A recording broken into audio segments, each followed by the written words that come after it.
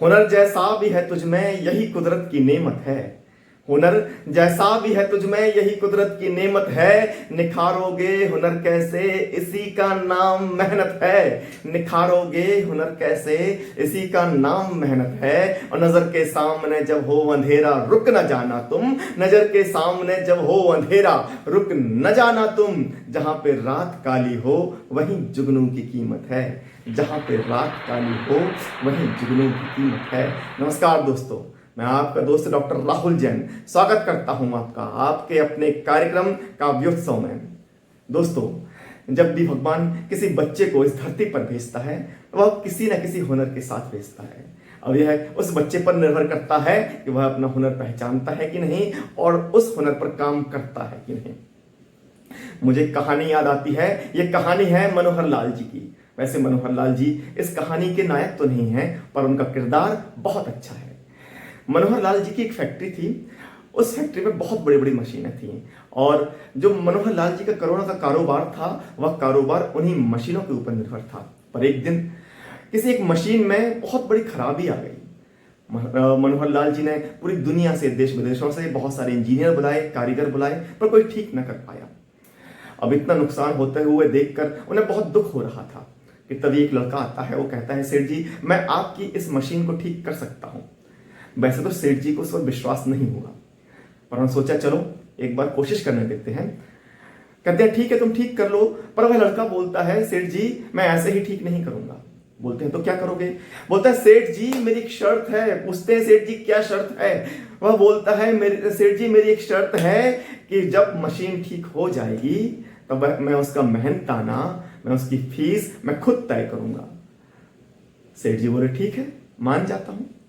अब वह लड़का आता है, बहुत बड़ी मशीन थी, आगे से लेके पीछे तक, ऊपर से लेके नीचे तक, वह बहुत अच्छे से पूरी मशीन को देखता है। फिर एक छोटा सा पैंच उसको दिखाई देता है। वह अपने एक औजार से उस छोटे से पैंच को कस देता है, थोड़ा टाइट कर देता है और सेठ जी से कहता है, सेठ जी अब चलाइए इस मशीन को।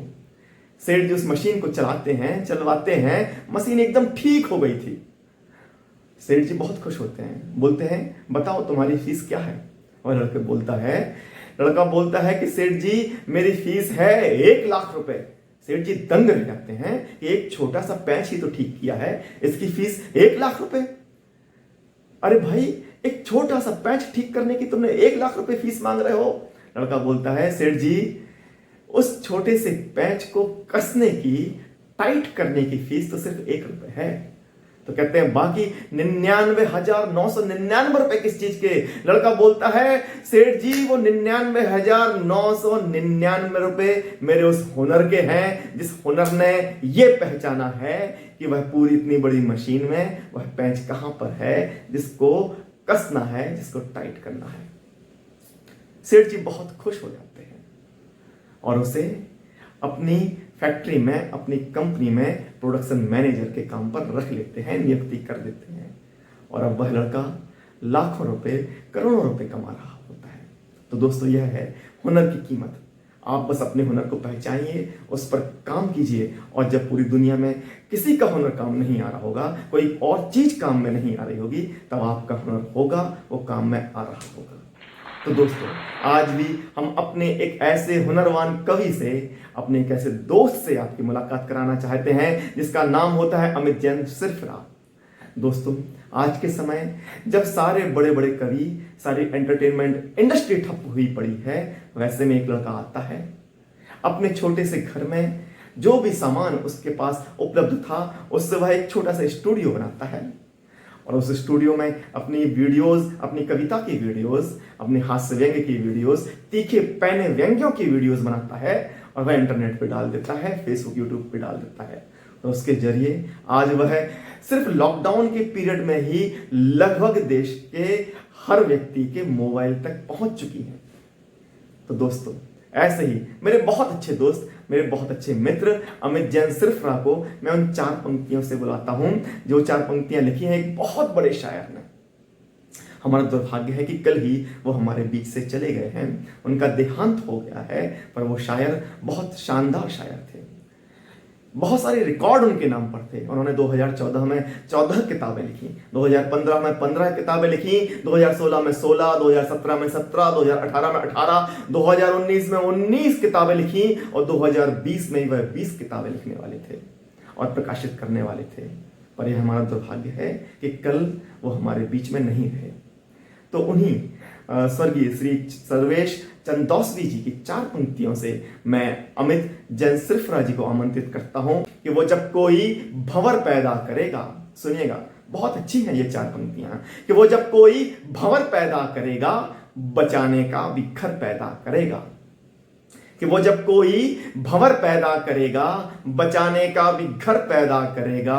वो चाहेगा अगर जलवा दिखाना, वो चाहेगा अगर जलवा दिखाना, वो चाहेगा अगर जलवा दिखाना, तो आंखों में हुनर पैदा करेगा, तो आंखों में हुनर पैदा करेगा। तो मैं इन्हीं 4 पंक्तियों के साथ आमंत्रित करने जा रहा हूं अपने बहुत प्यारे दोस्त, मित्र और कवि श्री अमित जैन सिरफरा के लिए। आपकी जोरदार तालियां मिलें अमित जैन सिरफरा के लिए। बहुत बहुत आभार राहुल भैया, आपका बहुत बहुत आभार। और काव्योत्सव के सभी दर्शकों को प्रणाम करता हूं और अपने प्यारे दर्शकों के लिए 4 पंक्तियां रखता हूं। स्वागत है आपका, स्वागत है। कि आसमान में शान से उड़ता देखो एक परिंदा है, आसमान में शान से उड़ता देखो एक परिंदा है, धरती पर खुश रहने वाले देखो लोग चुनिंदा हैं। और मैं कहता हूं दिल से हंस लो, मैं कहता हूं दिल से हंस लो, क्या रखा है रोने में, मैं कहता हूं दिल से हंस लो, क्या रखा है रोने में। अरे जिसकी मस्ती जिंदा अब तक, इंसान वही बस जिंदा है, जिसकी मस्ती जिंदा अब तक, इंसान वही बस जिंदा है। दोस्तों अपनी मस्ती को जिंदा रखना है। कोरोना का दौर है, आज नहीं कल चला जाएगा, लेकिन अपनी मस्ती नहीं जानी चाहिए, अपनी मस्ती को हमें बरकरार रखना है। दोस्तों मैं कल बैठा हुआ था ब्रिटेन में, मेरे एक मित्र रहते हैं, उनका मेरे पास फ़ोन आया, बोले कि अमित भाई हमारे यहाँ ब्रिटेन में लगभग अधिकतर नेता जो हैं वो कोरोना से पीड़ित हो चुके हैं, यहाँ तक कि हमारे देश के राष्ट्रपति जो हैं वो भी कोरोना से पीड़ित हो चुके हैं, लेकिन हिंदुस्तान से ऐसी कोई खबर नहीं आई कि किसी नेता को कोरोना हुआ हो। मैंने कहा देख भाई, सीधी सी एक बात है, हमारे यहाँ नेता जनता से 5 साल में एक ही बार मिलते हैं, इसके बाद फिर सोशल डिस्टेंस का पालन करते हैं, वो जनता से नहीं मिलते। तो हमारे यहाँ तो नेताओं को कोरोना होने का सवाल ही नहीं होता। दोस्तों किसी एक बड़े कवि ने बहुत पहले लिखा था कि एक नेता को एक सांप ने डसा, एक नेता को एक सांप ने डसा, नेता जिंदा है पर सांप चल बसा। मैंने थोड़ा सा आगे बढ़ाने की कोशिश की दोस्तों कि सांपों की प्रजाति नेताओं से क्यों डरती है। कि नेताजी के बंगले में घुस गया देखो सांप, नेताजी के बंगले में घुस गया देखो सांप, नेताजी तो खड़े रहे पर थर थर कांपे सांप। कि नेताजी के बंगले में घुस गया देखो सांप, नेताजी तो खड़े रहे पर थर थर कांपे सांप। हमने पूछा नाग देवता क्यों रहे हो कांप, हमने पूछा नाग देवता क्यों रहे हो कांप। पहली बार है देखा हमने इतना कायर सांप, पहली बार है देखा हमने इतना कायर सांप। अब नाग देवता का जवाब सुनिएगा साहब, कि बोले नाग देवता बेटा सुन ले मेरी बात, नाग देवता बोले बेटा सुन ले मेरी बात, खादी पहन के जो खड़ा है वो है सबका बाप। कि खादी पहन के जो खड़ा है वो है सबका बाप। क्या कहता है क्या करता है इसे नहीं है ज्ञान, क्या कहता है क्या करता है इसे नहीं है ज्ञान। इसके मन में क्या चलता है कोई न पाया जान, क्या कहता है क्या करता है इसे नहीं है ज्ञान। इसके मन में क्या चलता है कोई न पाया जान।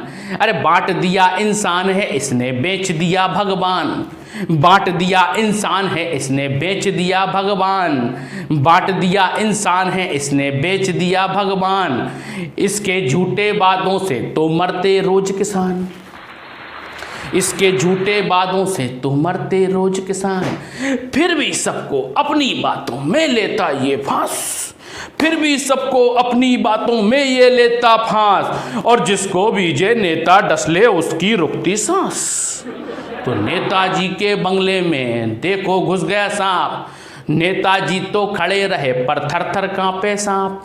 मेरी कविता खत्म हो गई, ताली बजाएं आप। और इसके बाद में जिस मंच से मैं ये कविता पढ़ रहा था दोस्तों, वह एक नेताजी सामने बैठे हुए थे। वो इस कविता को बड़े प्यार से सुन रहे थे। कविता खत्म हुई, मैं मंच से नीचे उतरा, नेताजी ने मुझे बुलाया और मुझे बुलाकर बोले कि अमित भाई, आपकी कविताओं में मुझे नेताओं के प्रति सम्मान नहीं दिखता। क्या हम नेता किसी सम्मान के लायक नहीं हैं? भाई साहब, मैंने देश की 135 करोड़ जनता की तरफ से जवाब दिया।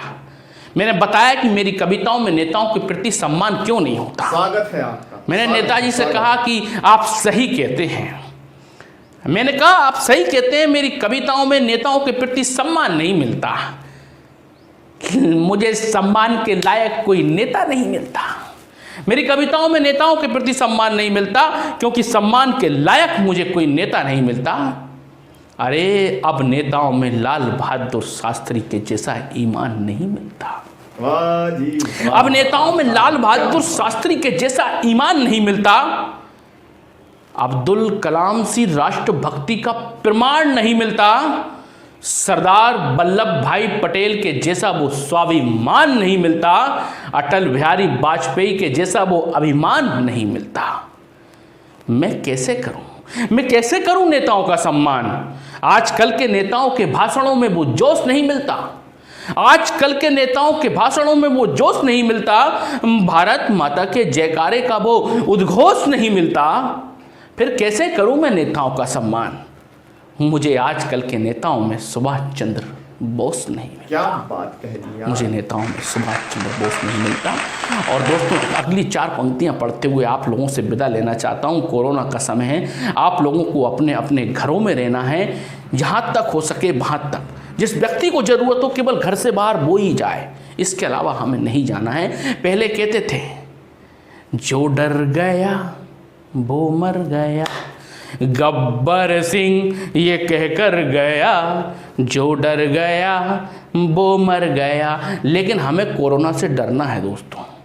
ये लड़ने वाला दुश्मन नहीं है, ये डरने वाला दुश्मन है। अब ये बात अलग ढंग से कहूँगा आपसे 4 पंक्तियों में, और इसके बाद मैं आपसे विदा ले लूँगा कि जो बाहर गया वो फंस गया, जो बाहर गया वो फंस गया, दलदल में कोरोना के धस गया।